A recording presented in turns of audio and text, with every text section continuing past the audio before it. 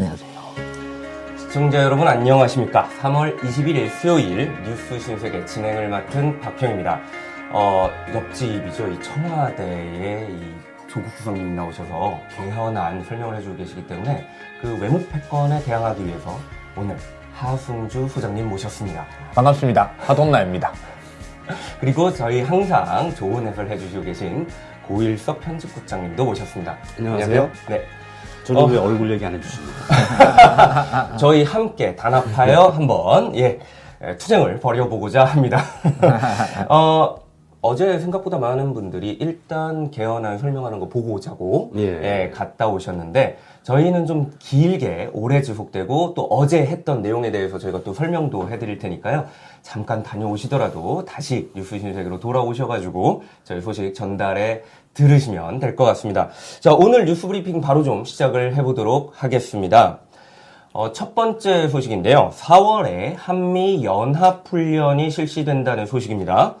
4월 1일부터 연합훈련 실시가 되는데 핵 항모를 비롯한 미국의 전략자산 전개는 없지만 예년 규모로 치러진다고 하는데요. 2달간 진행되던 독수리 훈련이 한 달로 축소된 점을 보면 규모가 조금은 줄어든 것 같다고 볼 수 있을 것 같습니다. 평창 올림픽 기간 동안에 이 화해 무드가 4월이면 한미연합훈련 때문에 다시 긴장 상태로 바뀔 것이다라는 그런 우려도 많이 있었는데요. 그런 부정적인 전망이 완전히 좀 깨지는 그런 모습이 나왔습니다. 어떻게 생각하시죠? 네. 한미연합훈련은 뭐 사실 일정에 따라서 진행이 되는 것이었고, 이것이 이제 그 평창올림픽이라고 하는 특수한 사정으로 잠시 이제 연기된 것이었죠. 그리고 이 부분은 뭐 사실 그 한국, 미국, 그리고 이제 이 독자적인 그리고 자주적인 결정에 의해서 결정이 된 것이고, 사실 뭐 여기에 대해서 이제 평창 올림픽이라고 하는 특별한 이벤트 때문에 연기된 것이었기 때문에 이것 자체에 좀 과도한 의미를 부여하는 것 자체가 좀 오히려 어색하지 않았나 싶습니다. 지금 뭐 사실 순리대로 예정대로 풀려나가는 그 과정의 하나로 봐야 될 것 같습니다.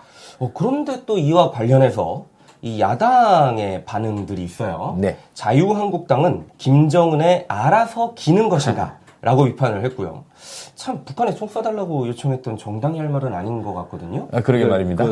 미국에 물어보라 그러세요. 예. 미국에 트럼프한테 뭐라 그러라 그러세요. 아마 또 그렇게는 말도 못할 것 같은데 말이죠. 그 한미 군사훈련의 규모나 운용 같은 것은 우리 마음대로 하는 게 아니지 않습니까? 물론 그렇죠. 뭐 의사, 뭐 약간 줄이자, 늘리자 이런 것이 있겠지만 어쨌든 합의하는 것이고 이번 군사훈련의 규모를 조정하는 것은 미국 측에서도 그럴 필요가 있는 것이죠. 정 불만이면 트럼프한테 한 대 따지라고 얘기합니다. 맞습니다. 이렇게 얘기를 하면은 김정은에게 알아서 기는 것인가의 주체가 누구냐 다시 물어봐야 되는 거죠. 자유한국당은 한미연합훈련이기 때문에 트럼프가 김정은에게 알아서 기는 것인가 라고 물은 거죠. 세상에. 제가 이게 과도한 해석이냐 아니지 않습니까? 최근 반미 성향을 부쩍 띄고 이 정당이. 그러게요. 자기 색깔을 이제 바꾸기 시작하는 것 같은데요. 자유한국당이. 정체성을 찾는 걸 수도 있고. 그렇습니다. 이제 본 모습이 좀 더 드러나는 것 같군요. 어쨌든 4월 한 달 심지어는요. 남북 정상회담 기간 중에도 한미연합훈련이 계속된다는 걸 생각을 해보면 정말 문재인 대통령의 외교 능력에 대해서 혀를 내두를 수밖에 없을 것 같습니다. 좋은 전망 계속해서 기대를 좀 해보도록 하고요. 자, 두 번째 소식인데요. 이게 좀 분노할 만한 소식입니다. 군 위수령을 실제 검토했다는 문건이 나왔습니다. 그러니까 위수령 기억하시죠? 국방부가 국회 동의 없이 특정 지역에 군 병력을 출동시키는 조치인데요.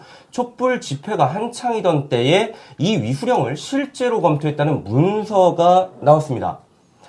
이 문건에는 위수령상 근거가 없더라도 자위권 행사나 현행범 체포 등 경우에는 비례의 원칙 및 최소 침해성에 입각한 소극적 무기 사용은 가능할 것으로 판단된다는 내용까지 있습니다. 무기 사용까지 검토를 해봤다는 얘기거든요. 네. 야, 이거 어떻게 보시죠? 일단 위수령이라고 하는 것은 80년 광주입니다. 광주. 네, 광화문의 촛불 집회를 80년 광주처럼 군이 진압하겠다라고 하는 계획이었고요. 네. 군이 출동을 한다고 그러면 당연히 모든 군은 무기를 소지하니까 무기 사용을 허용한다라는 말이 되겠죠.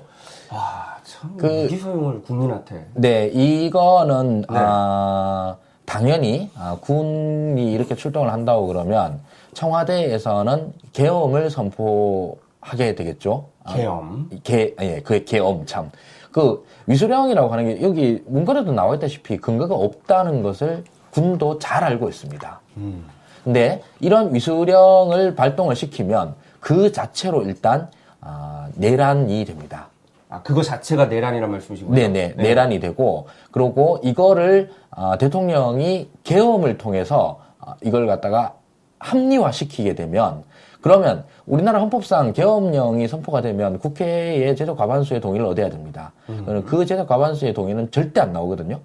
그러면 계엄을 그 즉시로 해산을 해야 됩니다. 네. 그런데 이미 출동한 국회의 동의를 기다리면서 계엄이 해제되는 것을 기다리는 그런 군은 없습니다.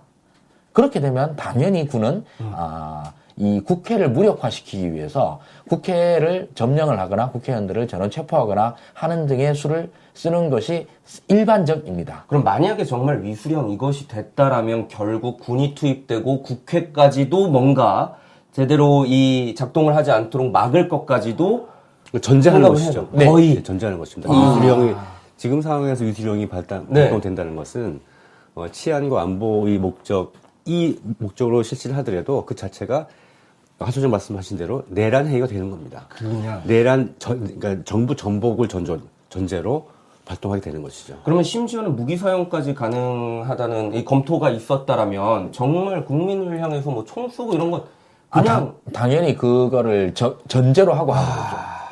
그리고 이거는 위수령을 검토했다라고 하는 것은 네. 그냥 한마디로 지르면 그겁니다. 쿠데타 모의입니다. 쿠데타. 예. 그 친위 쿠데타라고 볼 수 있겠죠. 박근혜에 대한 친위 쿠데타. 네. 친위 쿠데타이고 이것은 쿠데타를 형법상으로는 내란죄라고 그럽니다. 그러니까 군이 실제로 쿠데타를 모의하고 내란의 예비 음모를 했었다라는 것이 문건으로 증명된 사건입니다. 참, 네. 군대에 대한 좋은 소식들 전해드리고 있는데, 과거의 군대, 어땠는지 생각을 좀 계속 우리가 잊지 말아야 될 것 같습니다. 정말 도대체 시계의 바늘을 어디까지 뒤로 돌렸던 건지. 근데 아찔하네요. 이게 박근혜 네. 정권이라고 하는 그렇죠. 정권의 특수성이 또 있는데요. 박근혜 정권은 그 군 출신들을 정부 요직에 이전 정권에 비해서 압도적으로 많이 꽂아넣은 정권입니다. 그게 왜 그랬을까요? 일단 아버지의 향기? 그렇겠죠. 일단 군사 정권의 뭐 향수라기보다도 기억들 이런 것들이 그대로 남아 있었을 것이고 자기의 친위 세력으로 군을 선택을 한 것이었기도 할 겁니다. 그러니까 군이 그 당시에 사실 이제 박근혜 정권 초기부터 그런 얘기들이 나왔어요. 정부 요직 내에 군 출신들이 너무 많다. 네. 이게 조금만 지속이 되면 다시 한번 군사 정권화될 위험이 있다라고 하는 우려들이 나왔었는데 그 박근혜 정권이 위기에 처하니까 그 군 내의 일부 세력들이 실질적인 쿠데타를 예비 음모한 이런 사건입니다. 그러니까 정말로 아슬아슬했던 상황인 거죠. 그러네요. 지난 그 탄핵 정국 촛불 혁명이 지속되던 시기에 문재인 당시 이제 뭐 이렇게 후보였는데 이렇게 군부대도 막 가고 그다음에 추미애 대표가 이와 관련한 이야기도 미리 언급도 하고 이런 식으로 해서 정말 아주 진짜 촛불이 총탄에 희생될 수 있었던 그런 위기의 순간을 잘 넘긴 거 아닌가 정말 다행이었다는 생각이 좀 드는군요. 자, 다음 소식 전달해 드리도록 하겠습니다. 국민 주권 시대 대통령 개헌안이 공개됐습니다. 조국 수석님께서 나와서 말씀을 해주시는데 저희는 이제 방송 끝나고 봤습니다. 방송 끝나고 봤는데 내용은 이제 헌법 개정안 전문, 기본권, 국민주권 강화에 대한 것이었거든요. 역시 오늘 또한 발표를 진행 중에 있는데 저희 뉴스 신세계에서 이 내용을 이슈 프리즘에서 지속적으로 좀 설명해 드릴 겁니다. 그 전에 오늘은 요 앞서 시간에서는 좀 소감 정도만 가볍게 듣고 바로 넘어가도록 하겠습니다. 어떠셨어요? 들어보시고, 선생님? 저부터 할까요? 네. 과거 노무현 대통령 시절에 원포인트 개헌이라고 하는 것이 추진된 적이 있습니다. 그때 당시로서는 개헌에 대한 여야 간의 국회의 합의라든가 국민적 지지를 갖다가 폭넓게 얻을 수 없었기 네. 때문에 최소한의 합의 요소인 원포인트만이라도 하자라고 하는 것이 노무현 대통령의 아주 절절한 말씀이셨는데 그렇죠. 이제 지금은 이제 국민적 지지들을 확보하고 국민적 공감대들을 형성을 했다라는 판단하에서 이제는 원포인트가 아닙니다. 그야말로 새 시대를 준비하는 전면적인 헌법 개정이 지금 묵도에 있습니다. 이런 면에서 참 어떤 면에서는 2018년이라고 하는 것을 대한민국의 새로운 도약의 기회로 삼는다라는 점에서 어떤 가슴 벅참이 느껴지고 있습니다. 아유, 편집국장님께서는 어떤 예, 저희가 기억하기로 2004년 노무현 네. 대통령 탄핵 때부터 예. 여러 번 그 헌법과 관련된 얘기를 우리가 어쩌면 본의 아니게 많이 계속 듣게 접했던 것 됐는데요. 같습니다. 예. 행정수도 또 위헌 판정 등등 해서 그때마다 느낀 것이 우리나라 헌법이 정말 아름답다. 특히 이제 저번에 그 필리버스터 테러 방지법, 대테러 방지법 네네. 할 때 그 통신 비밀 보호라든가 이런 것들에 대한 기본권이 보장되어 있는 것들 등등등 또 이 법에 열거하지 않는다는 이유로 뭐 제한받지 않는다거나 네. 이런 조언들을 보고 정말 헌법이 참 세심하다. 네네. 헌법이 참 아름답다는 느낌을 계속 받아왔었는데요. 어제 발표한 기본권 내용을 살펴보면 또 다른 느낌을 받았는데 우리 하승준 소장님께서 법학 전공, 우리 권 대표님께서 네. 법학 전공이신데 그래서 어떻게 생각하실지 모르는데 되게 이제 법이라는 것이 현실을 규정하는 것이죠. 현실을 반영하는 것이고 근데 헌법은 현실을 반영하고 현실을 규정하는 것이기도 하지만 미래 지향과 이상을 제시하는 성격도 있는 것 같다. 미래를 품고 있는. 예, 이거 우리가 나아갈 방향? 네. 어쩌면 좀, 당장 이루어지지 않더라도 네. 우리가 가야 할 유토피아적인 어떤 이상을 제시하는 그런 성격도 있지 않나. 네네. 그리고 이제 그런 생각이 들고, 그 다음에 이제 전문에 촛불혁명은 진행 중이라는 이유로 전문에 포함시키지 않는 네. 걸로 결정을 했다고 해요.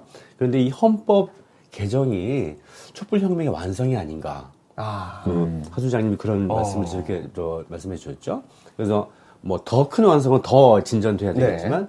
촛불혁명이 지난 탄핵 시로부터 이어진 촛불혁명이 개헌으로서 딱 일단락 되는 거 아닌가 하는 그런 느낌을 가졌습니다. 저는 이제 딱 그 헌법 네. 이 개헌안 이제 보면서 야 조국 수석님 참 잘생기셨다. 대부분 다. 예, 그 생각을 했는데 그렇게 생각했습니다. 두 분께서 해주신 말씀을 들어보니 어쩌면 이제 문재인 대통령께서 말씀하셨던 제조산하 예 그것이 역시 또 헌법으로 이렇게 개헌으로서 다시 만들어지는 거 아닐까라는 생각을 합니다. 이와 관련해서 이슈 프리즘에서 아주 상세히 좀 다뤄볼 테니까요. 그때까지 계속해서 시청해 주셨으면 감사드릴 것 같고요.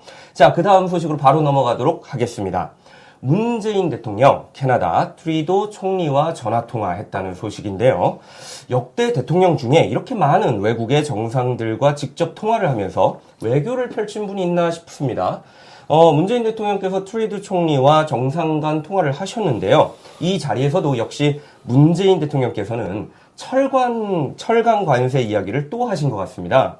트리도 총리는 올 6월 개최되는 G7에서 이 문제를 다루겠다고 이야기를 했다고 합니다. 네. 정말 이제는 좀 인이 박힐 것 같아요. 이쪽에도 얘기하시고 저쪽에도 얘기하시고 이 관계자분들이 그냥 자다가 깨가지고 철강 관세 면제, 철강 관세 면제 이러실 것 같은데 네. 정말 대단하신 것 같아요.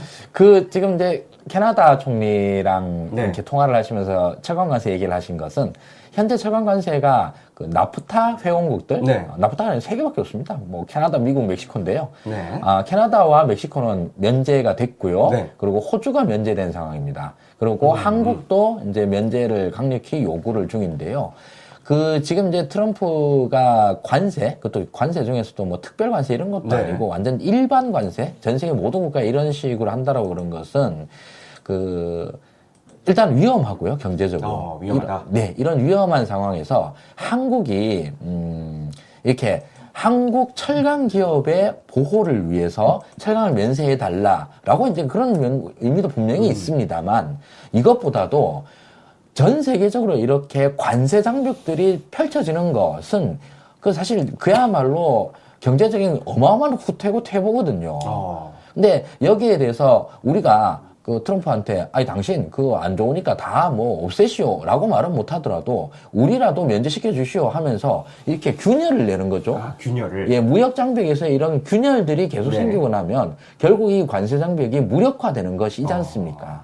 사실 문재인 대통령의 이런 행동들은 대한민국 철강 기업의 어떤 특수한 이익을 지키기 위함과 동시에 전 세계 무역 자유화라고 하는 보편적인 이익을 지키기 위한 의미도 분명히 있습니다.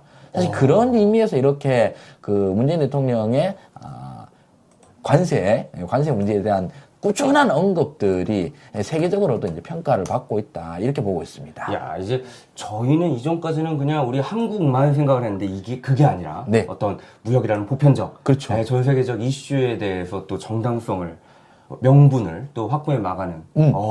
만약 우리나라가 뭐 정말로 이렇게 해서 면세를 받았다 손 칩시다. 네네. 그러면 다른 나라에서도 야 한국도 면세해 주는데 왜 우리는 면세 안 해주냐. 당연히 그런 얘기가 나올 거지 않습니까? 네. 그렇게 해서 균열들이 점점점 커지고 나면은 이런 보호무역주의 장벽들이 이제 점점 이제 설 자리를 잃어가게 될 그런 것입니다. 아, 예. 야, 또한 이 트레도 총리가요, 남북 정상회담뿐만 아니라 북미 정상회담까지 이어진 성과가 문재인 대통령의 리더십 덕분이라고 말하며 캐나다는 국제사회의 일원이자 굳건한 동맹으로서 북한 핵 문제를 평화적으로 해결하려는 한국의 노력을 기꺼이 지원하겠다고 했습니다. 사실 이 캐나다가 저희한테 되게 큰 도움도 줬잖아요. 네, 그러게요. 우리 스와프. 네, 통화수와프, 네. 무제한 무기한 통화수와프 덕분에 사실 일본의 그 영향력을 상당히 줄이는데 큰 도움을 줬는데 맞습니다. 캐나다가 이렇게 굳건한 동맹이라는 이야기를 해주네요. 네. 문재인 대통령의 리더십 덕분이라고 하는 것은, 캐나다 트루도 총리도 그렇게 얘기를 했고, 미국의 트럼프 대통령도 그렇게 했고, 전 세계에서. 네, 전 세계에서 거의 공인을 받아가는 분위기인 것 같습니다. 자기가 아니라는데도 트럼프 덕분이라는데도 굳이 그냥 다들 문재인 대통령의 덕이라고 다들 평가를 해주고 있습니다. 그게 최고인 것 같아요. 내가 안 드러내도 남들이 다 이렇게 인정해주는 게 진짜 아닐까라는 그러게 말이에요. 그런 생각을 합니다. 자, 다음 소식으로 넘어가겠습니다. 김정숙 여사님의 소식인데요. 베트남 유학생을 초청해서 오찬을 가졌다는 소식입니다. 이게 시간이 좀 된 얘기인데, 김정숙 여사께서 지난 8일 베트남에서 온 유학생들을 청와대로 초청해 오찬을 가졌습니다. 학생들에게는 정말 잊을 수 없는 기억을 김정숙 여사님께서도 앞으로 순방할 베트남에 대한 좋은 이해를 얻으셨을 시간이라고 보여지는데요. 음식으로는 너비아니와 이 쌀국수 분짜가 준비됐었다고 합니다. 이 소식이 사실 이 일은 8일에 있었지만 청와대 페이스북에 올라온 건 어제예요. 그러니까 예전에 있었던 일을 이제 다시 한번 이렇게 순방 앞두고 올리신 것 같거든요. 자, 이러한 모습들. 네. 예, 진정성이 좀 보이죠? 그럼요. 네. 사실 베트남은 대한민국이 파병을 했던 아픈 기억이 있고요. 네. 그리고 그 와중에 있었던 양국 간의 이제 슬픈 비극들이 많죠, 당연히. 그런 부분들을 딛고 일어서서 지금은 베트남은 사실 동남아 아세안 국가들 중에서도 탑 클래스입니다. 그렇죠. 예, 성장률이나 앞으로의 미래 전망 같은 경우에서 탑 클래스이고, 그리고 대한민국은 베트남에 대해서 진짜 말 그대로 전폭적인 투자를 하는 나라 중에 하나입니다. 네. 제일 대표적으로 삼성전자 공장이 베트남에 있죠. 그렇죠. 그뿐만 아니라 수많은 한국 기업들이 이제 거기 따라가고 있고 이러는데, 이렇게 동남아 시장 전체와 그 중에서 특히 베트남이라고 하는 시장 그러니까 사실 이제 시장이라고 하는 얘기를 저도 많이 표현을 하고, 네. 어른들 많이 표현을 합니다만, 굳이 양국 간의 어떤 경제적인 이해관계뿐만이 아니라, 과거에 이제 슬픈 역사를 딛고, 우호 증진을 높인다고 그러면, 양국 국민 모두에게 다 서로서로 좋은 일이 아닌가 그렇죠. 싶습니다. 그 와중에 이제 무역이나 투자나 이런 것들이 더 활성화될 여지들도 커질 것이고요. 그런 의미에서, 대한민국 청와대가 그리고 전 세계에 주목을 받는 이 청와대가 베트남 유학생들을 초청해서 이런 식으로 외교를 이제 하나의 일환으로 네. 하셨다는 것은 분명히 이제 큰 의미가 있다고 봅니다. 예. 베트남이 좀 있으면 한국과 제2의 교역국이 될 수도 있다라는 전망도 나오더라고요. 네. 이 좋은 관계 잘 이어가서 신남방 정책이 또 성공적으로 이 대한민국의 성장과 또 베트남의 같이 동방 성장에 도움이 되었으면 좋겠다는 생각이 듭니다.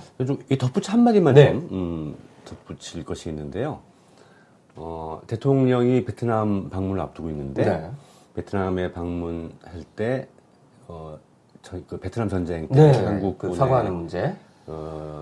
행위에 대해서 사과를 해야 한다는 요구들이 많이 있는데요. 이 점에 대해서 지난번 강경화 장관이 베트남 방문했을 네. 때 그때 간담회에서도 그런 질문이 있었는데 강경화 장관이 뭐라 그랬냐면 베트남 국민들이 아직 사과받을 준비가 안 돼 있다. 네네. 그러니까 사과를 크게 요구하지 않는다는 그렇죠. 것이죠. 그렇게 언급을 했고요. 어제 또 청와대 관계자가 베트남에서 사과를 원하지 않는다고 합니다. 네, 그렇죠. 예. 그러니까 이제 우리랑 좀 정서가 다른 모양이에요. 그런 이야기가 있더라고요.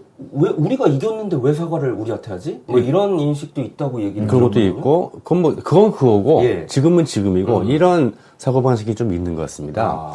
그래서 우리로서는, 물론 이제 그 베트남에서 한국의 네. 사과를 요구하면 기꺼이 할 수도 있겠지만, 그렇죠.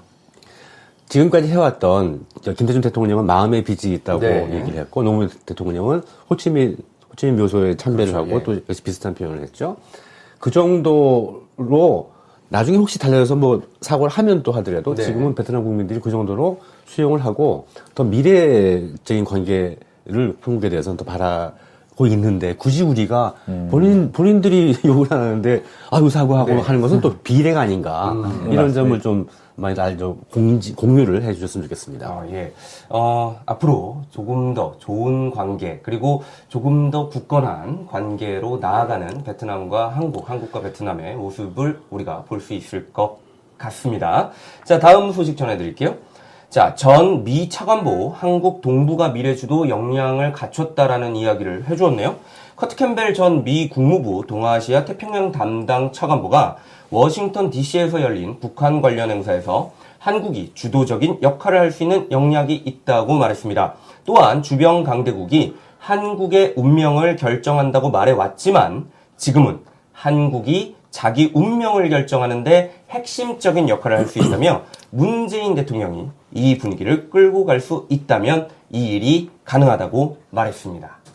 자, 이러한 평가가 이제는 계속 쏟아지니까 뭐 이제는 그럴 것 같아 이렇게 당연히 납득하게 되네요. 네, 저도 그 멘트를 준비를 했었는데요. 아니, 뭐 이 양반이 뻔한 소리를 왜 해? 하나만 네, 나도 알고 당신도 알고 전 세계가 다 아는데 그래서 뭐 들으면서 너무 보어링, 지루한 거야. 뭐. 이런 생각이 들었습니다. 근데 이게 불과 딱 1년 전으로 시계를 되돌려 본다고 그러면 만약에 커트 캠벨 차관보가 이런 소리를 했다고 하면 솔직히 아무리 외교적인 수사로 입에 발린 소리를 하더라도 좀 너무 심한 거 아니냐 이런 소리라고 들렸을 텐데 근데 문정부 300일을 딱 지나고 난 다음 지금 들어보니까 진짜 보어링한 하나마나한 소리로 너무 맞는 말이어서 아무 말도 아닌 거 아니냐 이런 느낌이 들었습니다. 이제는 이런 말이 아무 말도 아닌 것 같이 느낄 정도로 정말 사실 전 세계 외교 중심에 정말 문재인 대통령이 있는 건 분명해진 것 같습니다. 네. 공인되고 있네요, 정말로. 자, 그래요. 다음 소식도 전해드리도록 하겠습니다. 뉴스 브리핑의 마지막 소식인데요. 가수이자 작곡가인 윤상 씨가 수석 대표를 맡게 돼서 한 차례 화제가 됐었죠. 어제 판문점에서 현송월 단장과 이 윤상 수석 대표가 만나서 실무 접촉을 마치고 남측 예술단에 대한 공동 보도문을 발표했습니다. 남측 예술단의 규모는 160여 명이고요. 평양의 동평양 대극장과 류경 정주영 체육관에서 두 차례의 공연을 갖게 됩니다. 문재인 대통령의 공약처럼 이제 문화예술 교류가 본격적으로 시작된다고 봐도 될까요? 네, 일단 지금 이제 남북 간의 교류 협력이라고 하는 것들은 굉장히 여러 가지 카테고리가 있을 거지 않습니까? 뭐 오늘 말씀드리는 문화예술 분야, 뭐 평창올림픽을 계기로 한 체육 분야, 뭐 그 외에도 뭐 문학, 뭐 미술, 음악 등등등 여러 가지 분야가 있을 텐데 이제 그 첫 물결들을 이렇게 뚫어 나가는 것이고 이게 이제 이걸로 끝나고 난 다음에 아이고 공연 한번 했으니까 끝 이럴 리가 전혀 없지 않습니까? 없죠. 예. 네. 그리고 이후로도 계속 이런 교류들이 펼쳐져 나간다고 그러면 무엇보다도 남북 간의 긴장 완화에 뭐 당연히 도움이 될 것이고 그런 면에서 참 희망을 가지게 됩니다. 네. 어쨌든 참여 가수로도 이 조용필, 이선희, 최진희, 그다음에 YB, 백지영, 레드벨벳, 정인, 서연, 알리 등 많은 대중 가수들이 좀 포함이 됐거든요. 네. 같이 이런 문화 교류를 통해서 서로가 어울려질 수 있는 그런 기회가 계속 만들어졌으면 좋겠습니다. 이상 오늘의 뉴스 브리핑이었습니다. 오늘의 이슈 프리즘 시간이 돌아왔습니다. 오늘의 이슈 프리즘은 정부가 발표한 개헌안에 대해서 하나하나 살펴보도록 하겠습니다. 우선 어제 발표한 내용을 풀어드릴 텐데요. 아까 이제 어떤 개헌안에 대한 소감은 저희가 들어봤고요. 바로 좀 그 항목으로 좀 들어가면 처음에 이제 헌법 전문에 이제 4.19 혁명, 부마 항쟁, 그다음에 5.18 민주화 운동, 60 항쟁이 이제 추가됐다는 내용이 나왔어요. 네. 요거에 대한 이야기를 먼저 좀 해주셨으면 좋겠습니다. 헌법 그 외국 헌법을 봐도 네네. 헌법 전문을 둔 헌법이 있고 없는 헌법도 있어요. 예. 헌법 전문을 두는 경우는 그 헌법이 형성되기 갖추어지기까지 역사 그 배경과 연원이 되는 역사적 헌정사실 사실을 네. 명시하고 그다음에 이 헌법이 지향하는 어떤 헌법적 가치들을 열거하는 것이 보통입니다. 우리 현행 헌법에는 3.1운동과 대한민국 임시정부, 그다음에 4.19 민주이념 등이 명시되어 있고요. 네. 지향하는 헌법적 가치로 명기되어 있는 것은 민주개혁과 평화적 통일을 사명, 정의인도와 동포로서 민족의 단계를 공고하고 사회적 폐습과 불의를 타파하고 등등 이런 가치들이 제시되어 있습니다. 근데 이 헌법 전문, 이 헌정사적 사실은요, 원래는 개헌헌법에는 기미 독립운동, 기미 3.1운동이 제시되어서 대한민국 정부가 3.1운동으로부터 비롯된 정부라는 것을 분명히 했고요. 그다음에 박정희 5.16 쿠데타 이후에 3공화국 헌법에서 4.19 이거와 5.19 혁명 이런 것이 추가되어서 유신헌법까지 쭉 왔다가 80년도 5공화국 헌법에서 이 4.19 이거와 5.16 혁명이 둘 다 빠졌어요. 3.1운동만 기록되어 있다가 87년 개헌, 그러니까 지금 현행 헌법이죠. 여기에 다시 4.19 민주이념을 다시 추가하고 그다음에 이제 3.1운동으로 그러니까 3.1운동으로 건립된 대한민국 임시정부라는 표현을 더 명확하게 명기한 채로 지금 이어져 오고 있습니다. 여기에 부마항쟁과 5.18 민주화운동, 60항쟁을 추가하는데 이것은 4.19로 이어지는 민주항쟁, 우리가 향유하고 지금까지 싸워서 얻어온 민주주의의 역사가 일맥상통하는 바가 분명히 있기 때문에 아주 자연스러운 명기라고 생각을 합니다. 네. 그 헌법 전문은 헌법재판소가 헌법 전문에 이런 말이 나와 있으니 뭐 예를 들면 이 법률은 위헌이네 합헌이네 또는 뭐 이 규칙은 뭐 위헌이네 합헌이네 이런 식으로 결정을 내리느냐 이런 것들이 이제 쟁점이 되는데 사실 이거를 헌법 전문의 어떤 그 특수한 얘기를 해서 뭐 재판할 일이 있겠어? 라고 이제 생각하는 사람들이 여태까지 많았었거든요. 그런데 그 최근에 들어와서는 그 얼토당토하는 뉴라이트의 건국절 논란이 벌어진 거죠. 그 안철수가 막 쓰고. 그거 기억납니다. 그런 분들이 이제 건국절 논란을 하니까 건국절 논란은 그겁니다. 대한민국은 임시정부의 법통을 잇느냐 마느냐거든요. 임시정부의 법통을 우리 임시정부가 그래요 대단한 일을 했다고 그러나 법통 안 잇는다. 1948년 정부가 진짜 정부다라고 건국절 주장자들이 이렇게 얘기를 해왔습니다. 그런데 헌법 전문에 3.1운동과 임시정부의 법통을 잇는 대한민국 정부다라고 뻔히 나온 거예요. 그래서 헌법 전문이 그냥 좋은 말만 써놓은 이런 게 아니구나. 진짜로 우리 그 대한민국의 정통성과 대한민국의 어떤 규범 질서를 갖다가 규정 짓는 그런 법조문이 맞구나라는 걸 이제 우리 알게 됐어요. 그리고 그런 중요한 이제 헌법 전문이 이제 굉장히 중요하구나. 그러면 이 중요한 헌법 전문에 대한민국의 가치를 어떤 걸로 보느냐. 이제 3.1운동 확실히 나왔습니다. 4.19 혁명 나왔습니다. 그 다음으로 나온 것이 부마항쟁, 5.18 그 다음에 60항쟁인 거죠. 대한민국은 이런 역사적 사건에 힘입어서 유지되어 오고 발전해온 국가다라고 하는 것을 헌법 전문에 명기하는 것이기 때문에 네. 실제로도 굉장히 중요한 의미를 가진다는 것입니다. 그러면 이제 앞으로 전 이런 얘기 들었을 때 굉장히 짜증났었는데 5.18 폭동 네네. 뭐 이런 이야기를 하면 안 되겠네요. 그렇죠. 큰일 나는 건데. 그러면은 예. 그런 사람들은 위헌적 인사가 됩니다. 아니 근데 3.1절 그 3.1 그 민주정부 이거 있는데도 건국절 주장하는 사람 그럼 계속 위헌 그렇죠. 위헌종자 그러니까 반헌법적 발언이 되는 아, 거죠. 네. 반헌법적 인물들이었군요. 네, 그렇죠. 그래서 맞아요. 그 건국절 논란자들이 네. 주장자들이 이제 처음에 우기다가 네. 바로 그 공격에서 침몰한 거예요. 이런 대한민국의 정통성을 부정하는 반국가주의자 놈들아.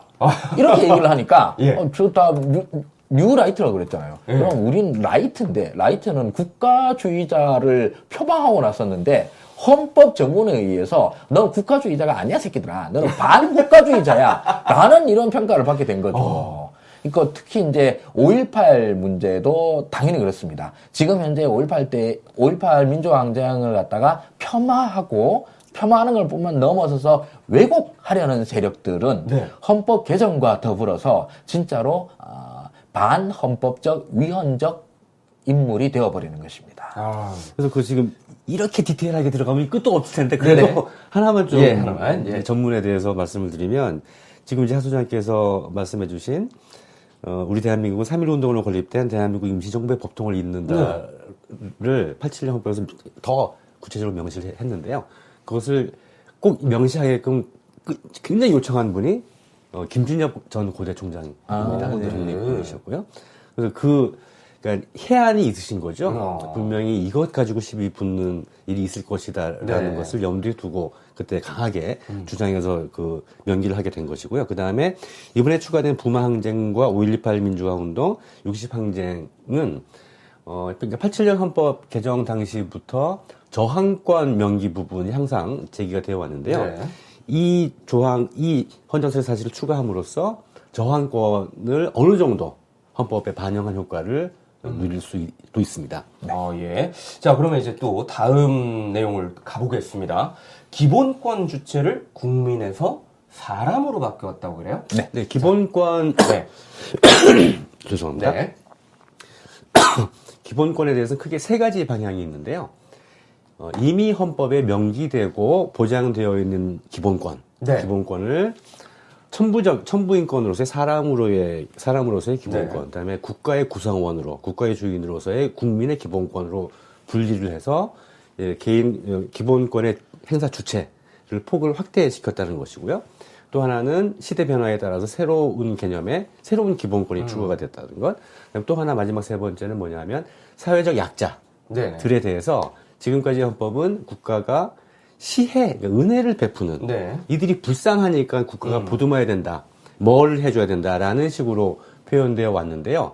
그것을 관점을 바꿔서 이분들도 그러니까 청소년이나 노인이나 네. 그다음에 뭐 병자나 그다음에 장애인 네. 등등도 약해서가 아니라 네. 이들도 다른 사람들과 동등하게 권리를 가지고 동등한 존엄을 가져야 되기 때문에 네. 국가는 당연히 그 동등한 권리를 보장을 향유하기 위한 적극적인 뭔가를 네. 해야 된다라고 규정하게 되는 거죠. 그 세 가지 방향이 예. 기본권 이번 개정에서 기본권 주체를 이제 예. 국민하고 사람으로. 그 세 가지 방향인데 네, 그 중에 네, 하나 방향이 있는 거. 국민에서 사람으로 한 것은요 대부분 기본권이 다 국민의 권리, 국민의 권리로 연결되어 있는데 근데 국민이란 것은 국가라는 것을 전제로 한 것이죠. 네. 근데 이 헌법에서 명시하고 있는 기본권들은 우리나라 국민이기 때문에 가져야 되는 기본권이 아니라 사람이기 때문에 가져야 되는 기본권들이 네네. 대부분인 것이죠. 네. 그 점은 사람으로 명기를 해야 가령 우리나라 영토 안에 있는 우리나라 국적이 아닌 우리나라 국민이 아닌 사람에 대해서도 이런 기본권은 당연히 보장이 네. 되어야 하는 것이죠. 뭐 망명자라든가 네.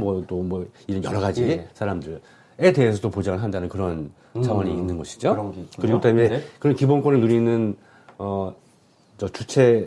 기본권을 누림에 있어서도 내가 대한민국 국민이기 때문에 네. 그런 관계에서 누리는 것이 아니라 그냥 사람이기 사람이기 때문에 보다 더 네. 존엄하고 네. 더 견고하고 숭고한 그런 네. 기본권이라는 점을 명확히 한 것이라고 네. 할 수가 있겠습니다. 예. 네, 뭐 이렇게 예.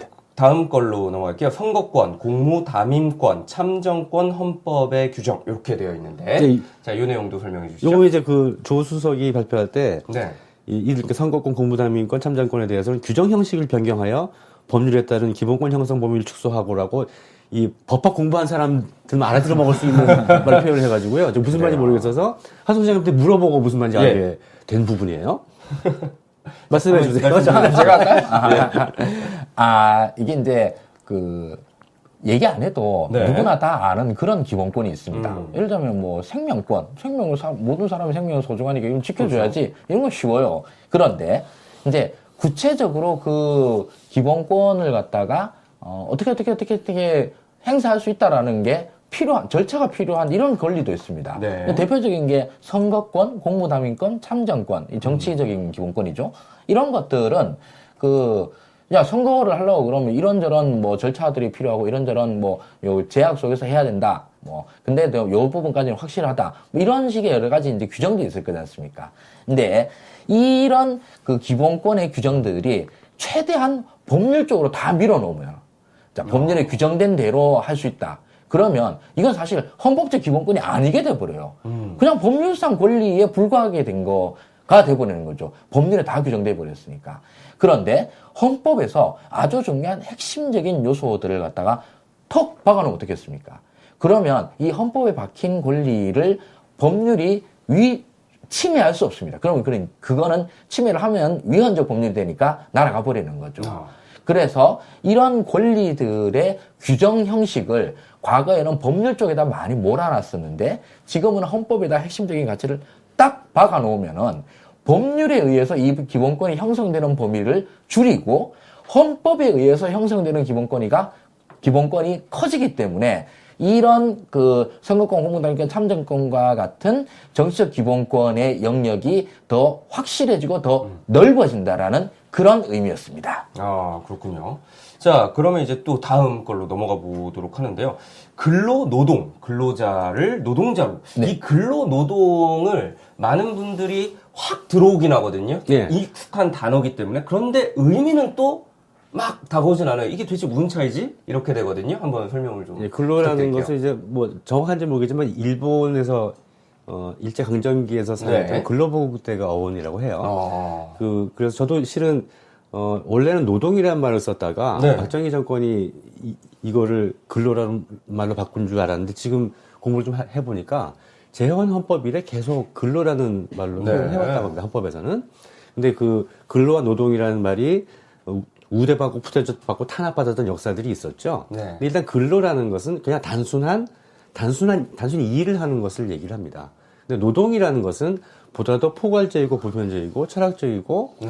그다음에 어떤 지향을 담는 또 어떤 면에서 계급의 성격도 가지고 있고요. 네. 그래서 대단히 깊이 있는 의미를 담은 그런 근로와는 분명히 구분되는 그런 단어입니다.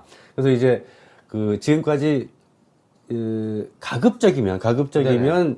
노동이라는 말을 안 쓰고 네. 근로라는 말을 썼던 시기가 있었어요. 네. 그러다가 이제 그러니까 우리 민주노동당 네. 이전부터 민주노총부터 음. 노동이라는 말을 더 적극적으로 쓰기 시작해서 지금 상당히 그분들 노력 네. 덕으로 상당히 보편화된 용어로 자리를 잡게 됐고요. 그 다음에 이제 이에 반해서 네. 정부 명칭은 네. 사회부 지금 보건복지부죠. 네. 재헌 때부터 그러니까 정부 수립 때부터 사회부 노동국으로 시작해서 노동청으로 해서 지금은 고용노동부까지 이르는 동안에 노동이라는 말을 빠지지 않고 계속 사용을 했어요. 네네. 그래서 이런 노동이라는 말이 담고 있는 지향을 헌법에도 이번에는 네. 명확하게 바꿔야 되겠다 해서 모든 용어를 근로를 노동으로 바꾸고 근로자를 노동자로 네네. 바꾸게 됐습니다. 이게 이제 근로자라고 하면 왠지 월급 좀 받는 만큼 일만 하는 사람이라는 예. 측면이 있는 것인데 노동자라고 하면 자기의 삶을 개척하고 개선하고 향상시키기 위해서 열심히 자기 노동력을 투입해서 투쟁해 나가는 네. 또 노동력을 실행해 나가는 이런 의미가 담겨져 있죠. 예, 확실히 이게 근로라는 말보다는 노동이라는 말이 조금 더 뭔가 이렇게 노동으로 성스러운 노동 약간 이런 느낌도 좀 들고요. 네. 자, 그 다음에 이제 동일가치 동일임금, 노동조건 노사 대등 결정 원칙을 명시했다고 하거든요. 동일가치 동일임금은 하도 많이 들은 이야기라서요. 이거 뭐 당연한 거 아니야? 라는 생각이 드는데 요걸 이제 헌법에 명시를 하게 되네요. 네. 이게 사실 동일노동 동일임금에서 이제 헌법상 표현으로 네. 동일가치 동일임금이라고 얘기를 했습니다. 이러고 이게 정경련이라든가 뭐 사측의 입장에서는 제일 민감하게 얘기를 하는 게 이 동일가치 동일임금의 문제였었거든요. 네. 근데 이걸 만약 이제 헌법적 가치로 한다고 그러면 이런 부분이 있습니다. 이거가 뭐 예를 들면 노사 양측에 대해서 아니라 뭐 노동자 측에 대해서만 이렇게 특별히 또는 노동계의 요구를 갖다가만 적극적으로 받아들인 거 아니냐 이렇게 얘기할 수도 있습니다. 근데 뭐 사측도 당연히 대한민국 국민이기 때문에 양자를 뭐 대한민국 헌법이 뭐 여기서 이제 완전히 한쪽 편을 든다 이런 건 아닙니다. 진짜로. 이 동일가치 동일임금이라고 하는 것은 한마디로 말해서 평등권의 노동 문제에 대한 적용입니다. 대한민국 평등권은 대한민국뿐만 아니라 평등권은 천부적 인권이고 이 평등권은 전 사회적 영역에 대해서 다 골고루 적용되는 부분입니다. 그런데 그 중에서도 특별히 평등권이 제대로 적용되지 못한 역사가 오래된 부분들이 있죠. 네. 바로 동일가치 동일임금의 문제입니다. 그러니까 이 부분은 어떤 한 계급의 편을 든다, 한 계층의 편을 든다라는 문제가 아니라 헌법 본연의 평등권을 노동 분야에서 실현한다라고 하는 원칙의 표현입니다. 그렇게 보면 되겠군요. 자, 그럼 이제 다음은 이제 생명권, 안전권, 정보 기본권 등 기본권이 추가됐다는 이야기거든요. 네. 네. 대한민국 헌법에서는 그렇게 규정을 하고 있습니다. 이 헌법에 명시되지 않은 기본권이라 하더라도 네. 경시되지 않는다라는 이런 문장이 있어요. 그러니까 예를 들면 그런 게 있습니다. 대한민국 헌법에 양심의 자유 이게 명문의 규정으로 없어요. 명문의 규정이 없다 하더라도 이 양심의 자유를 부정하는 사람은 반헌법적 인사예요. 왜냐하면 양심의 자유는 명백한 국민의 기본권, 사람의 기본권이고 이 기본권을 침해하는 거 안 된다는 건 뭐 인류 보편의 상식이자 자연권적인 문제이거든요. 네. 근데 지금 여기서 생명권, 안전권, 정보 기본권이라고 하는 기본권이 그간 헌법에 없었는데 이제 생긴다 하더라도 말 그대로 이거 자체가 어떤 아주 어마어마한 변화다. 이런 건 솔직히 말해서 아닙니다. 왜냐하면 지금 현행 헌법으로도 생명권 당연히 보장이 됩니다. 네. 왜냐하면 신체의 자유를 보장을 하는데 사람이 상처받고 구금되고 이러는 거, 고문당하고 이러는 거를 국가가 안 해도록 막는 게 있는데 당연히 생명도 보장을 하는 거죠. 예, 그리고 안전권, 정보기본권도 마찬가지입니다. 그러나 이런 것들을 헌법에 명시함으로 인해서 이런 기본권의 존재들을 좀 더 명확히 하고 이 기본권들이 앞으로 더 잘 보장되도록 하자라고 하는 의지의 표현으로서는 분명히 의미가 있습니다. 그다음에 이 신설된 기본권 조항 중에 네. 특히 생명권에 대해서 네. 판도라의 상자가 열렸다라고 표현하는 그래요? 부분도 있어요. 이게 뭐냐 하면 사형제도 폐지하고 그다음에 낙태 문제 예, 이 두 문제가 걸려져 있는 문제입니다. 이 두 문제에 대해서 좀 더 전향적인 입장을 우리 헌법이 네. 전향적인 입장을 가지게 된 것은 맞습니다. 생명권이 명시됨으로써 그러나 생명권을 명시한 것 자체가 사형제도 폐지로 곧바로 연결되거나 네. 낙태를 허용하면 안 되죠. 네. 생명권을 중요하게 생각하면 이런 걸 바로 연결되지는 않는다. 누가 뭐라 그러면 그렇게 얘기를 해주면 되겠습니다. 네. 자, 그러니까 법률 차원에서 네. 만약에 그런 이견들, 네. 그것이 사회적 가치와 관련된 그렇죠. 것이죠. 그것은 생명을 존중하는 것은 헌법의 기본 가치로 두고, 기본 가치로 두고, 그것을 어떻게 할 것이냐에 대해서 법률 차원에서 다룰 수 있는 문제입니다. 그렇게 얘기를 해주면 되겠습니다. 네. 그 차별금지 사회적 약자 보호 이 부분도 이제 헌법에 명시가 되네요. 네, 맞습니다. 이 부분도 이제 사실 우리 헌법 이제 개헌을 보면 시비가 붙을 거 아닙니까? 네. 그런데 소위 우파들은요, 네. 우리들은 다가 저도 관심 없어요.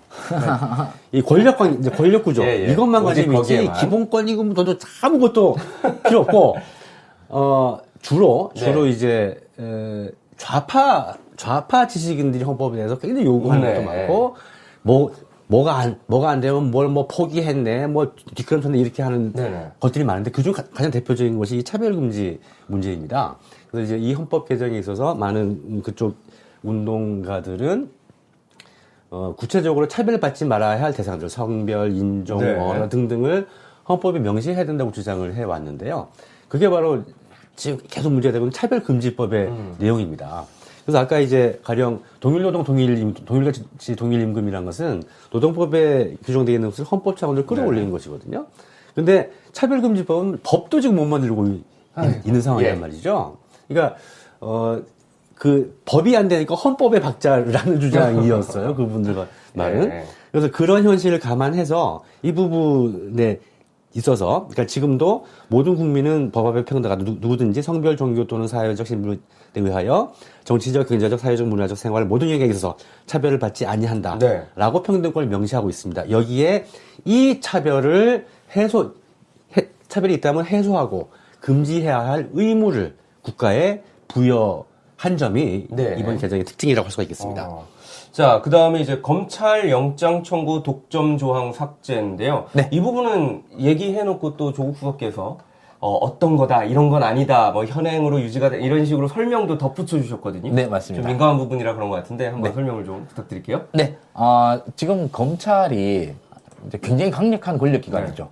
이제 검찰이 강력할 수 있는 것은 첫째로 그 법원에 기소할 수 있는 권력을 오로지 검찰만 쥐고 있습니다.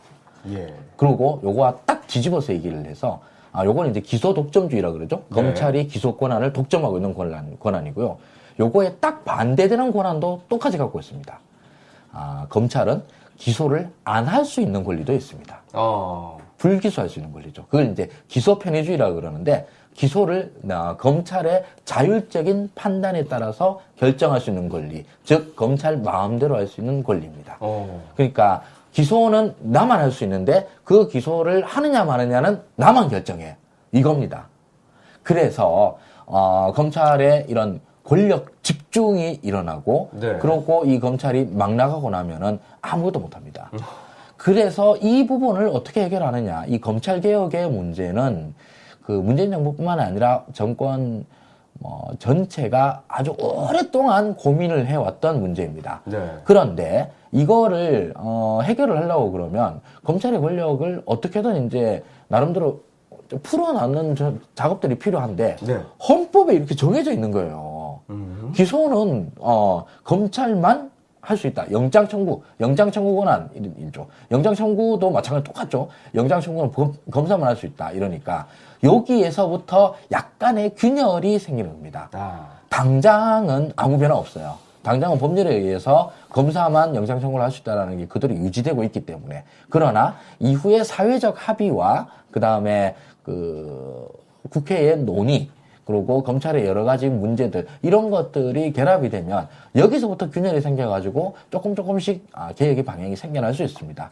대한민국 그 전문가들 중에서 검찰 개혁의 최고 전문가 딱 한 명만 꼽으라고 그러면 그 사람이 바로 문재인 대통령입니다. 그분이 예.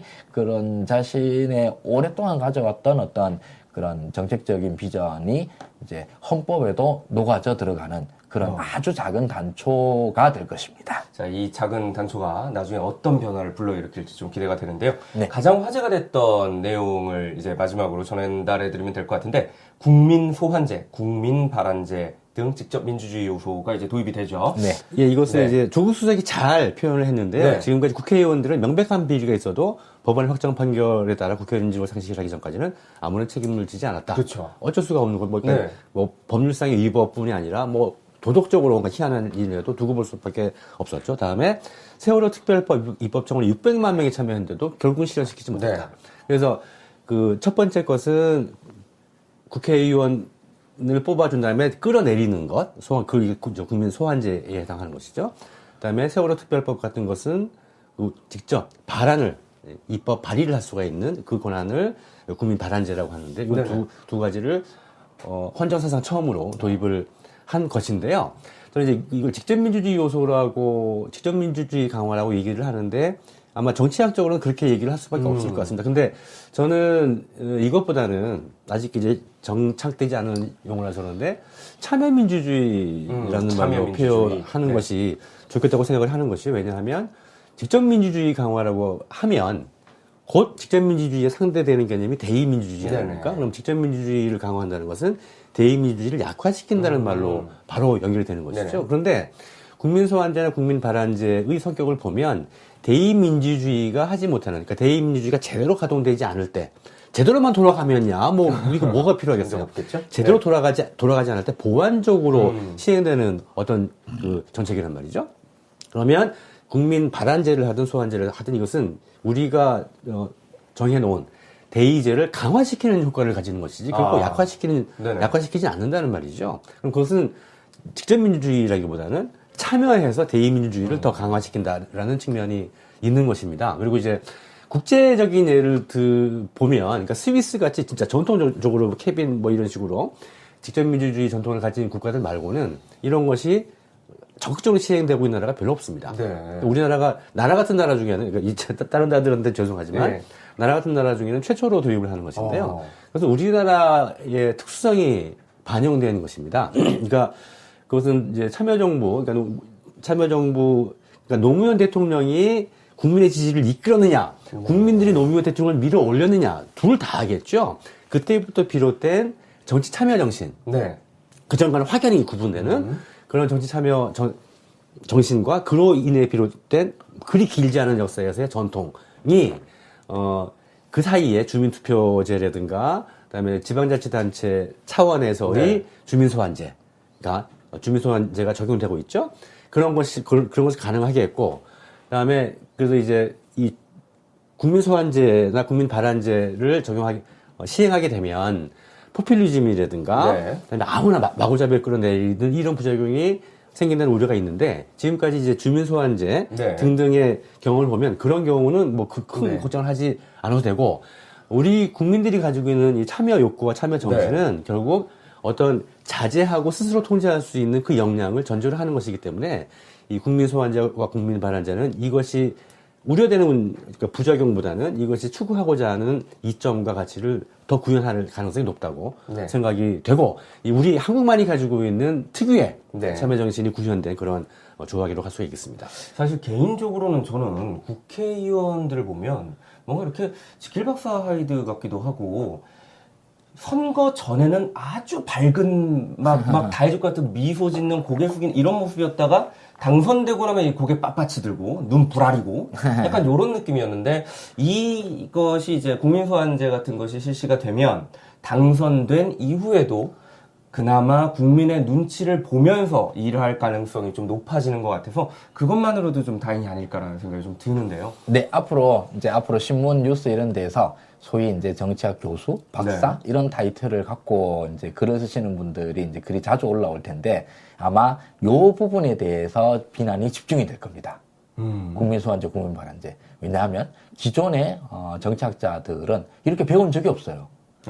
그리고 이 직접민주주의제 요소가 이런저런 뭐 순작용이 있지만까지만 보고 그 다음 나오는 문장만 달달달 외워서 여태까지 공부를 해온 사람입니다. 이런저런 어마어마하게 많은 부작용들이 있다라고 해가지고 이거를 엄청나게 걱정하고 비판하고 불안해할 겁니다. 그러나 실제로 아까 고 기자님 말씀했다시피 우리는 법률상으로 국민소환제와 발안제들을 이미 실행을 하고 있는 요소들이 많이 있습니다. 지자체 단위에서.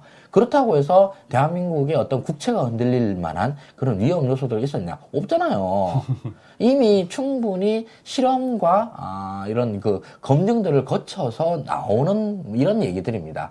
그러니 앞으로 이제 이 부분에 대해서 말씀하시는 여러 소위 말하는 정치 전문가들의 말씀은 한 귀로 듣고 한 귀로 흘리셔도 무방합니다. 다음에 또 하나 지적을 하고 싶은 것이요. 그러니까 이제 그 국민의 참여 욕구, 정치 참여 욕구, 그다음에 지향 이 첫 번째 조건이고 그로 인해 비롯된 정치 문화의 변화가 이 국민발안과 국민소환제를 도입하고 이것이 좋은 방향으로 진행될 것이라는 전망을 가능하게 하는 것인데요. 우선 기술적인 변화가 있죠. 그전에는 정치를 담당한 공무를 담당한 우리가 대의 체제에서 우리 대신 해라라고 딱 맡겨놓은 사람과 국민과의 거리가 많이 멀었었죠. 그래서 일단 대의자로 선출되면 지 마음대로 할 수가 있었습니다. 그래서 감시와 소통과 이런 것들이 거의 불가능했기 때문에. 근데 지금 기술적으로 그런 것이 아주 쉬워졌다는 것하고요. 즉 이제 국민의 의사가 정치 대의자들에게 피대의자들에게 투입될 수 있는 물리적인 환경이 무척하게 좋아졌고요. 그로 인해서 다음에 이제 그러니까 노무현 대통령 이후로 비롯됐을 때 국민주권주의, 모든 권력 국민으로부터 나온다라는 헌법 1조 1항의 의미를 모든 나라의 헌법에 다 이렇게 기존되어 있지만 그 의미를 가장 명확하게 이해하고 있는 국민은 바로 대한민국 국민이 아닐까 싶어요. 그래서 모든 권력은 국민으로부터 나온다라는 말이 담고 있는 정신을 우리 정치인들이 너무나 잘 이해를 하고 있는 것이죠. 그래서 그야말로 국민들을 국가의 주인으로 섬기는 문화와 정신이 다른 나라와는 구별되게 우리나라 정치 문화에 상당히 자리를 잡고 있다는 것이죠. 그래서 국민의 뜻을 전달하는 국민 발안제, 그다음에 국민이 대의자들을 감시하고 처벌하는 국민 소환제, 이것을 정치권이 현직 정치인들이 또 앞으로의 정치인들이 당연한 것을 받아들이는 이런 문화가 좀 형성되어 있다는 것이죠. 알겠습니다. 이 이슈 프리즘에서는 계속 이렇게 개헌안에 대해서 설명을 해드리도록 하겠습니다. 앞으로 3일 동안 계속 이어질 것 같은데요. 내일과 모레도 정부 발표되는 개헌안을 보면서 설명을 지속해드리도록 하겠습니다. 이상 뉴스 이슈 프리즘이었습니다.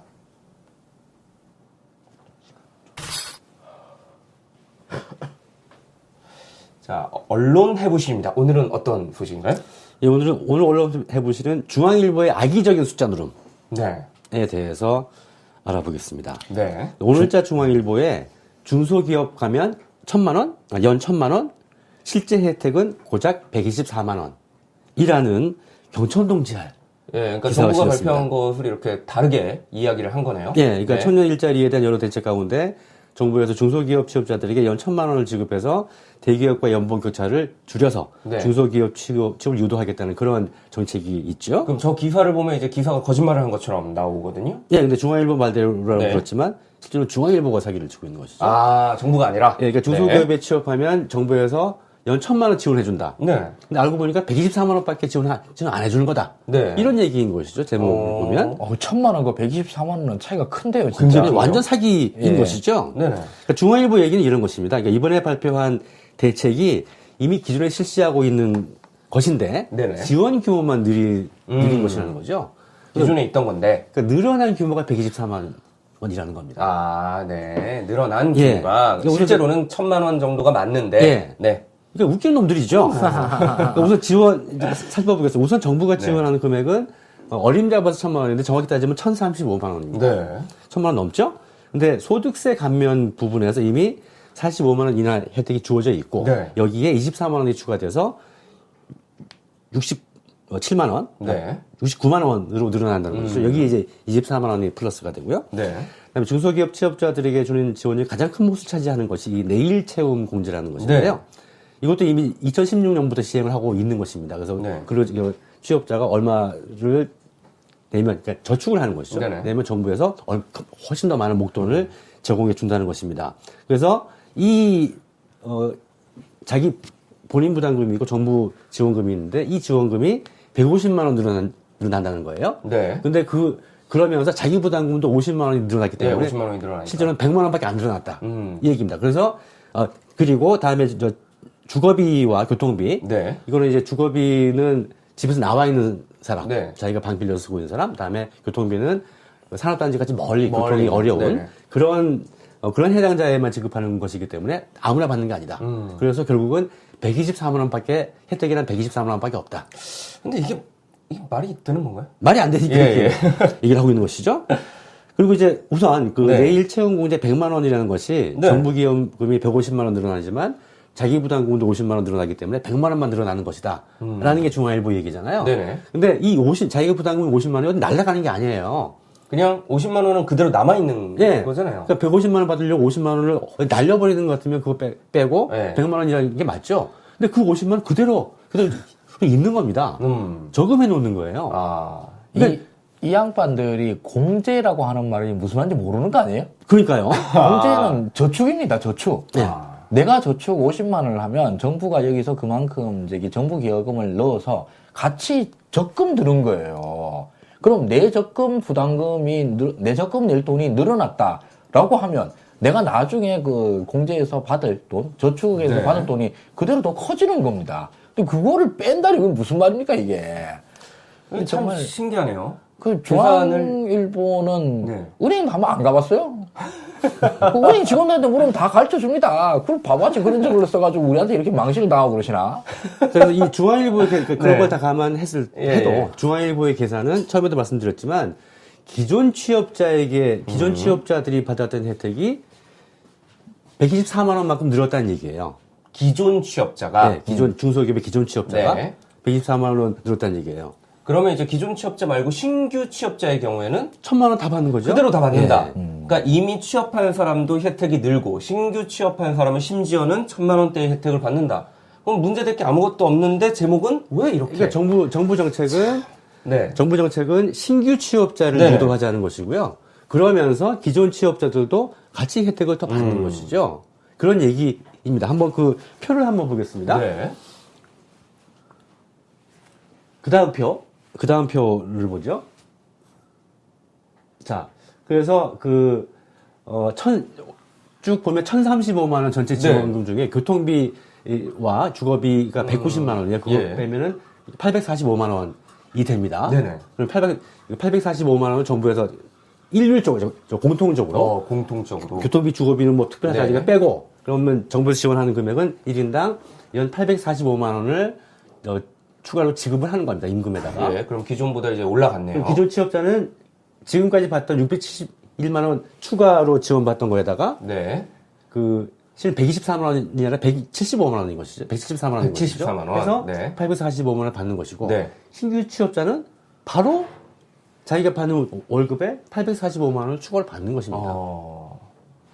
그럼 뭐 이거 그래서 예. 그래서 여기에 주거비 대출을 받거나 그다음에 교통비 지원을 받게 되면 1,035만 원이 되는 것이죠. 네. 중앙일보의 제목은 이렇게 해야 됩니다. 중소기업 가면 연 1,000만 원?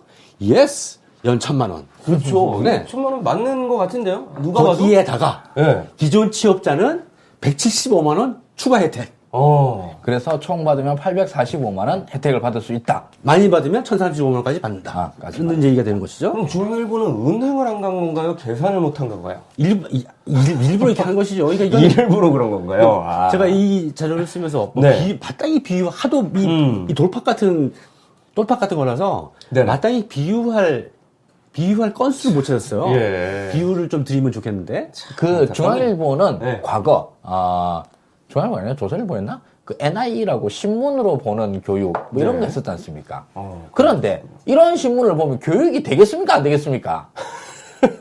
그러니까 UBC를 보시네요. 교육을 위해서. 사과랑 오렌지랑 비교를 한 걸 얘기를 할까요? 네. 사과는 사과끼리 비교하고 오렌지는 오렌지끼리 비교를 그렇죠. 해야 되는데 네. 사과랑 오렌지랑 비교를 하는 거예요. 신규 취업자가 받을 지원금을 기존 취업자가 받게 될 추가 지원금하고 비교를 해놓은 거예요. 이제 막 갖다 붙이는 게 됐네요. 또 있습니다. 이거 말고 또 있어요? 네. 중앙일보? 그다음에 이제 네. 대통령의 그 대선 공약이 있었죠. 네네. 중소기업에서 2명을 정규직으로 고용하면 예. 1명 임금비는 정부에서 지원한다. 기억납니다. 예. 그것이 있어서 3인 3명을 고용하면 2천만 원을 정부에서 지원합니다. 네. 그럼 1인 연봉 정도가 월추 이렇게 이렇게, 나오는 거죠. 예. 그래서 1인당 667만 원을 지원하게 되는데 이것을 900만 원을 올렸습니다. 근데 900만 원 올린 것도 그렇지만 청년 고용 지원금, 이 제목이 청년 추가 고용 청년 장려금. 추가 고용 장려금이죠. 여기에 대해서 어떤 중소가구 업체 사장이라는 사람의 말을 인용합니다. 이것도 구라일 가능성이 높은데요. 자, 연봉 2,500만 원인 청년 한 명을 고용한다고 칩시다. 제도대로 정부가 900만 원을 줘도 1,400만 원은 회사가 지급합니다. 직원이 더 필요한 것도 아닌데 정부가 하라니까 1,400만 원을 주고 사람을 더 쓴다? 말도 안 되는 얘기죠. 말도 안 되는 얘기죠. 사람이 필요한데 왜 씁니까? 안 쓰면 그만이지. 예, 정말 말도 안 되는 예. 얘기인데 직원이 더 필요하지 않으면 안 쓰면 되죠. 예, 그래서 이런 엉뚱한 말을 할 사람이 없을 것이 분명하기 때문에 네네. 마음껏 욕을 해도 될 거니 미친 새끼예요. 아니, 예, 직원이 더 필요하지 않으면 안 뽑으면 여기 되죠. 마치 이 청년 추가 고용 장려금이라는 제도가 예. 나는 사람 필요 없는데 억지로 2명을 고용해서 정부 네. 지원 2천만 원을 받아야 된다. 예. 라고 이해할 사람이 대한민국 그런 돌대가리가 대한민국에 누가 있겠어요? 정말 맨 마지막 문제 그렇습니다. 정말 중소기업 처지를 정말 모르고 하는 이야기죠. 정말 모르고 취재한 거예요. 아니, 저거 보니까 무슨 생각이 나면요. 왜, 2개 사면 1개는 반값으로 주겠다. 뭐 이런, 이렇게 상품 네네. 마케팅 있잖아요. 네, 네. 근데 2개 사면 1개를 반값으로 주면 반값을 내가 더 내고 하나를 더 받아야 되는데 난 2개만 필요해. 라고. 왜 이런 마케팅을 하냐라고 욕하는 거예요. 아니, 그냥 2개 가져가면 되잖아요. 돈 내고. 필요 없는데 플러스 원을 어때면 소리 사야 된다는 이런 식의 논리인 것이죠. 저게 그 강제된 게 아니잖아요. 필요 없으면 안 사는 거죠. 네. 그러니까 이 새끼는, 죄송합니다. 이 기자는 네. 진짜 중소기업이고 뭐고 사업이라는 개념을 모르는 거예요. 아니 뭐 사업을 모르는 게 아니라 산수를 모르고 사람 사는 이치를 모르네요. 그냥 그 집에 들어가셔서 다시 한번 자신의 기사를 정독하시고 근데 이거 보고 난 다음에 좀 이상하다라는 게 느껴지시면 그러면은 초등학교 졸업 정도의 학력이 인정이 됩니다. 근데 그러지 안 되는 거 이거 바보지 뭐. 완전 양아치 짓입니다. 네. 양아치 짓이에요. 지금까지 중앙일보가 시시각각이니 등등해서 온갖 양아치 짓을 다 해왔지만 네. 이 정도 진짜 이 생양아치 짓은 안 했던 것 같아요. 지금 여기 보면은 어떤 특정 인물이 드러나진 않았잖아요. 어떤 중소가구업체라고 얘기한 거죠? 예. 아니, 제가 좀 궁금한 것 중에 하나가, 왜냐면 항상 그런 이야기가 나왔었거든요. 중소기업, 중견기업엔 사람이 부족하다. 뽑아야 되는데 사람이 없다. 뽑고 싶다라는 이야기가 계속 있었거든요. 근데 여기는 뭐 직원이 그렇죠. 필요 없는데 또 맞습니다. 이것도 안 맞는 이것은 것 같은 거예요. 사람을 더 써야 되는데 네. 인건비가 모자라서 더 쓰기가 어렵고 네네. 저임금을 줄 수밖에 없기 때문에 사람도 잘 안 오고 이런 분들을 위한 제도죠. 사람 쓸 필요 없어 하는 사람 아무 감도 없는 거예요. 근데 정말 그렇습니다. 애잔합니다. 아니 이런 거는 그냥 써도 되잖아요.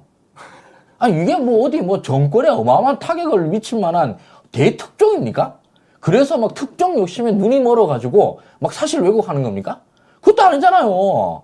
그냥 솔직히 말해서 중앙일보 여러분 이건 몇 명일 거라 생각합니까? 이런 정책 기사 고일석 국장님 같은 분 아니면 아무도 읽지도 않습니다. 근데 아무도 안 보는 기사를 이따구로 써서 내는 거는 그냥 이 기사 쓰신 분이 월급 루팡이거나 월급 루팡. 네, 월급 예. 루팡이거나 뭐 보지도 않을 텐데 이라고 해서 대충 써서 내자 해서 발로 써서 낸 거거나 아니면 정말로 그 지적인 능력이 많이 떨어지시거나 그 둘 중에 하나 아닙니까 이걸. 아니 중소기업 사장이고 내가 필요하지도 않은데 중소기업 때문에 그 쓸 사람이 누가 있습니까? 맞지 당연히. 그래서 아무도 없어요.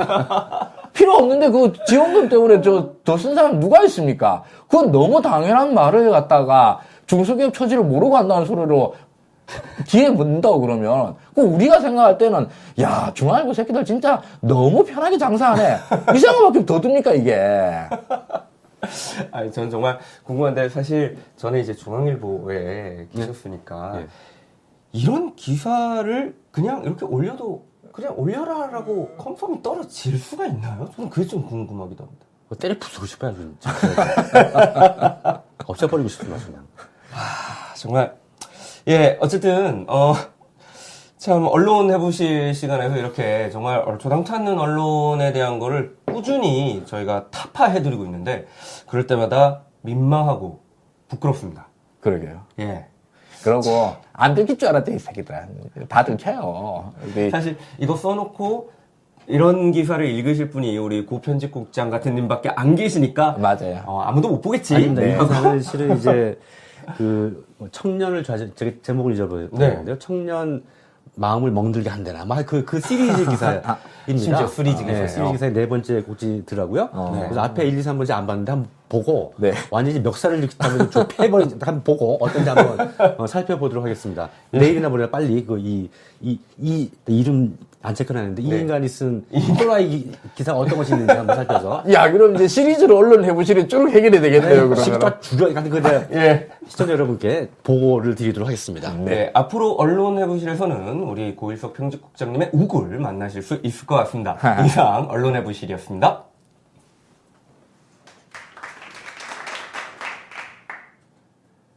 자, 오늘의 칭찬합시다입니다. 오늘의 주인공은 문무일 검찰총장입니다.